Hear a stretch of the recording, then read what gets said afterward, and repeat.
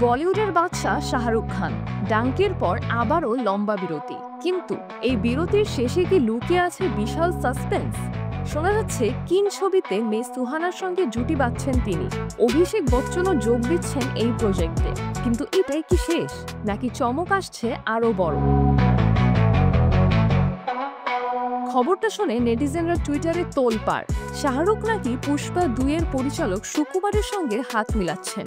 চরিত্রটা একদম anti hero, গ্রাম্য রাজনীতির কঠোর যুদ্ধ, জাতপাতের জটিল সমীকরণ, এক কথায় রাজা হয়ে নয়, বিদ্রোহী হয়ে ফিরছেন কিং খান। মনে পড়ে ডর, বাজিগরের সেই শাহরুখকে, যার অ্যান্টি হিরো আইকনিক হয়ে রয়ে গেছে দর্শকের মনে। এবারও সেই ম্যাজিক, গল্পে সামাজিক নিপীড়নের গভীর বার্তা, কিন্তু সঙ্গে থাকবে মাটি ঘেঁষা অ্যাকশন। বলিউডের বাণিজ্যিক ফর্মুলা আর সামাজিক সচেতনতার মিশেল, এক কথায় মাস্টার স্ট্রোক।